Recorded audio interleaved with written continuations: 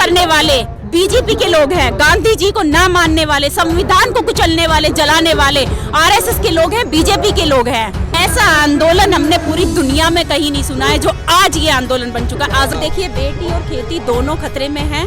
हमें तो इन लोगों से बेटी और खेती दोनों चीजों को बचाना है।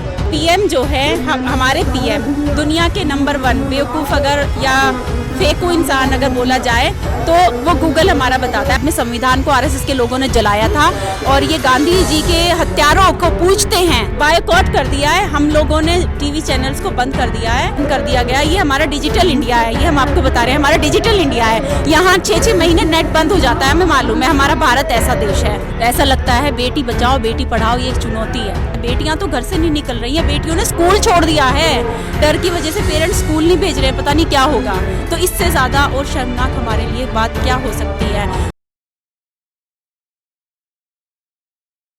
देखिए, हमें आंदोलन को बढ़ाना है, तेज करना है। हम थके नहीं है, हारे नहीं है और अपनी कामयाबी लेके ही यहाँ से जाएंगे, हम ऐसे नहीं जाएंगे। देखिए, महिलाएं ही घर चलाती है, महिलाओं के हाथ में ही बजट होता है और किसान भी महिला है, ऐसा नहीं है। किसान महिलाएं खेतों में ज्यादा काम करती हैं और महिला के सर पे पूरे घर की जिम्मेदारी होती है। जो सरकार ये कानून लेके आई है उसके बाद ये होगा कि किसान महिलाओं का ही नहीं, हर महिला का ये हाल होगा कि आने वाले टाइम में वो खाने पीने की चीजें सोचेगी और उसका बजट खराब होगा। और महिला एक माँ भी होती है, तो माँ अपने बच्चों को भूखा नहीं देख सकती।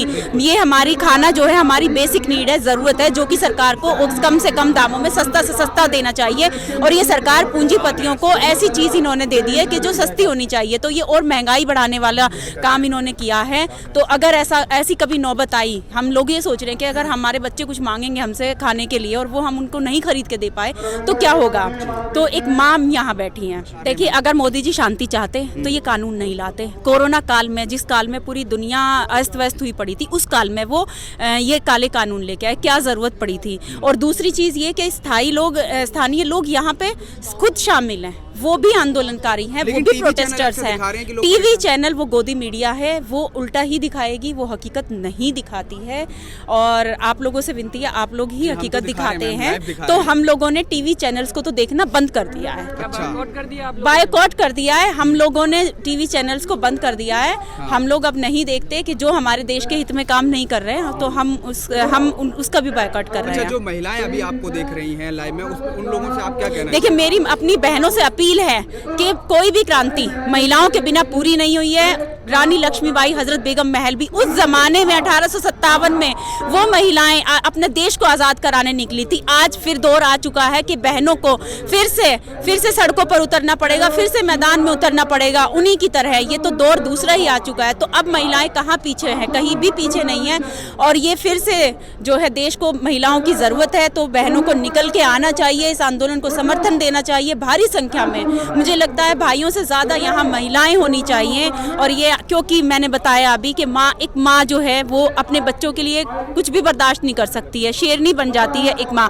और यहाँ हमारे बच्चों के खाने पीने पे ही सवाल उठ रहा है, हमारे बच्चों की परवरिश पे सवाल उठ रहा है, हमारे घर के बजट खराब होने जा रहा है।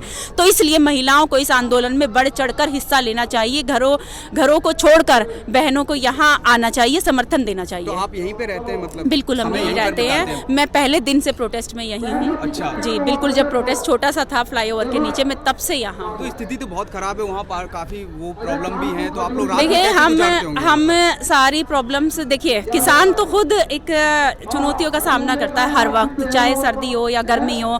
ना वो गर्मी में घर रहता है, ना वो सर्दी में घर रहता है। रात की ठंड में भी वो हमारे देश की व्यवस्था आप जानते हैं, रातों में लाइट आती है। गाँव के अंदर तो लाइट ही नहीं आती है, 24 घंटे में कुछ घंटों के लिए लाइट आती है। अब वो लाइट काट दी गई है, यहाँ पे भी लाइट काट दी गई है। मैं इसके बारे में भी अभी बताऊंगी। देखिए, रात में भी जब लाइट आती है तो ठंड में भी किसान जो है उठ के जाते हैं और इतने अंधेरे में खेतों में सांप बिच्छू बहुत चीजें होती है, जानलेवा चीजें होती हैं।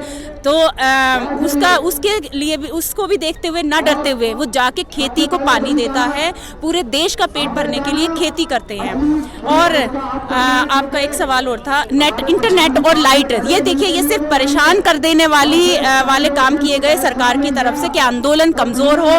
जो सरकार इतने टाइम तक हमारी आवाज नहीं सुन रही है, ये सिर्फ एक ही है कि थकेंगे, हारेंगे, बैठेंगे, अपने घर चले जाएंगे। 26 जनवरी को इन्होंने फायदा उठाया, इन्होंने कुछ उपद्रवियों को बीच बीच में छोड़ के हमारे शांतिपूर्वक आंदोलन को खराब करने की कोशिश की, पर ये कामयाब नहीं हो पाए। पूरी कामयाब होने की कोशिश की और 26 जनवरी की तैयारी में सब लोग इतने लगे हुए थे, महीनों से लगे हुए थे और महीनों से यहाँ डटे हुए थे और थक गए थे कुछ लोग, और इसलिए थोड़ा सा रेस्ट करने के लिए 1-2 दिन के लिए घर गए तो सरकार ने उस चीज़ का फ़ायदा उठाया और ये कहा आंदोलन खत्म हो चुका है। ये अफवाह फैलाई गई और उस परेशान करने के लिए लाइट भी काटी गई और इंटरनेट तो बहुत टाइम से बंद कर दिया गया। ये हमारा डिजिटल इंडिया है, ये हम आपको बता रहे हैं, हमारा डिजिटल इंडिया है। यहाँ 6-6 महीने नेट बंद हो जाता है, हमें मालूम है, हमारा भारत ऐसा देश है। मैम डिजिटल इंडिया की आपने बात की, डिजिटल इंडिया पे मोदी जी ने कहा है कि हम लोग बहुत बड़ी इकोनॉमी बन गए हैं और 4 ट्रिलियन जो है रुपीस का ट्रांजैक्शन हुआ है यूपीआई से, तो ये तो फायदा हुआ ना। देखिए मैंने भी सुनी थी। सबसे पहले तो मुझे अफसोस हुआ जिस दिन मोदी जी लाइव आए, मैंने पूरा सुना उन्हें। ये उम्मीद थी शायद अब किसान आंदोलन पे कुछ बोले, शायद अब बोले, पर उन्होंने तो एक लफ्ज भी नहीं बोला। शायद जो शहीद हुए हैं हमारे भाई उनके लिए कुछ बोले, पर एक लफ्ज भी नहीं बोला है। बहुत अफसोस हुआ कि ये हमारे पीएम हैं, इन्हें हमने इलेक्ट किया है, जो ये मतलब हमने इलेक्ट किया था कि हमारे देश के हित में काम करे, पर इन्होंने तो सब कुछ उल्टा ही किया है और उसके बाद भी जरा सी संवेदना हमें नहीं दिखाई दी। और फिर ये कहते हैं इतने ट्रिलियन हमने यूपीआई से ट्रांजैक्शन हो गई है, ये वो। अभी भी मैं बताती हूँ, देखिए मैं यूपीआई मैं यूज़ नहीं करती हूँ, मैं नहीं यूज़ कर रही हूँ जी। गूगल दिखाता है कि पीएम जो है हमारे पीएम दुनिया के नंबर 1 बेवकूफ़ अगर या फेकू इंसान अगर बोला जाए तो वो गूगल हमारा बताता है। आप गूगल कीजिए, मैंने देखा है और बहुत पहले देखा है। फेक जी, गूगल देखिए आप, मैं नहीं कह रही हूँ, ये गूगल कह रहा है, मैं नहीं कह रही हूँ। वो हमारे पीएम है, मैं तो रिस्पेक्ट करती हूँ भाई, हमने ही इलेक्ट किया है उन्हें, मैं रिस्पेक्ट करती हूँ। मुझे बुरा लगा हमारे पीएम को ये गूगल ऐसे बोल रहा है।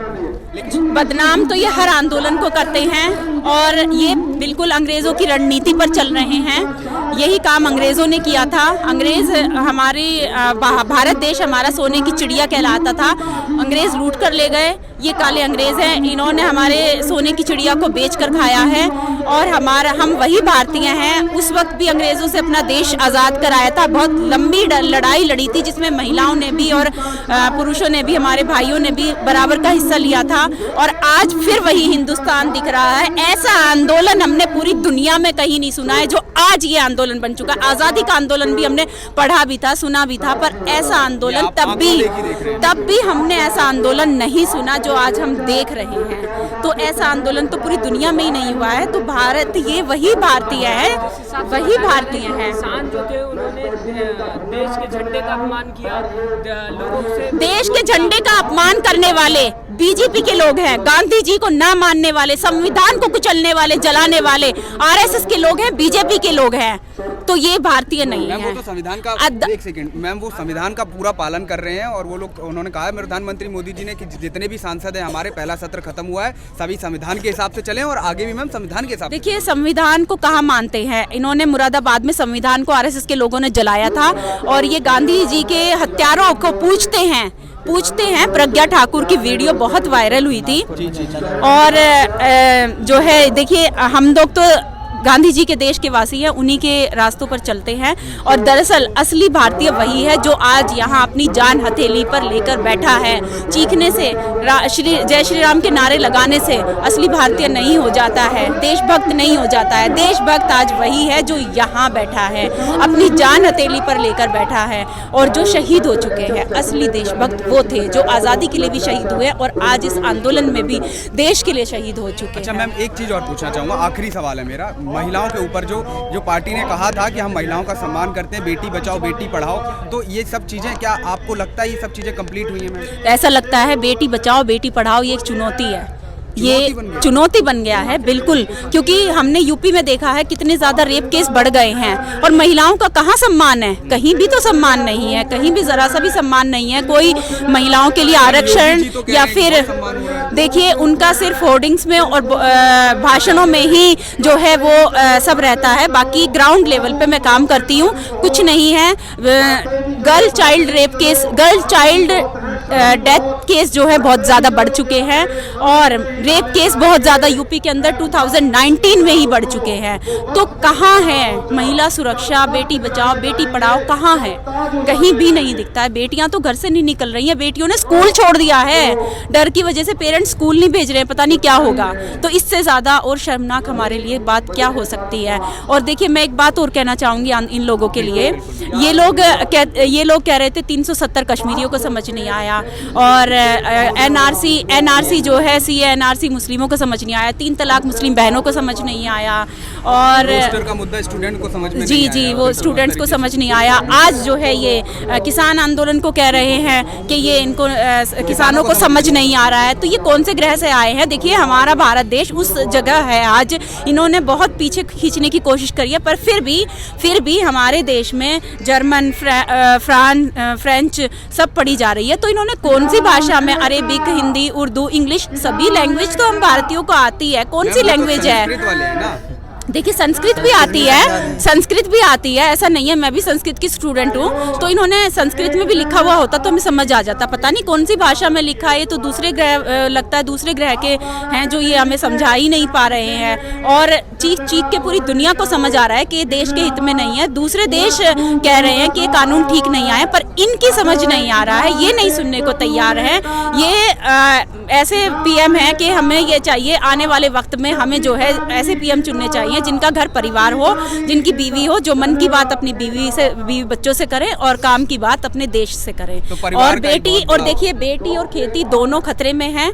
हमें तो इन लोगों से बेटी और खेती दोनों चीज़ों को बचाना है। अच्छा, यही लड़ाई आप लोग यही लड़ाई है, बिल्कुल। जब तक आप कानून वापस नहीं होगा तब तक आप लोग, बिल्कुल तब तक हम लोग वापस नहीं जाएंगे। बहुत बहुत धन्यवाद मैम। चैनल को लाइक, शेयर एंड सब्सक्राइब करें और बेल आइकन दबाना ना भूलें।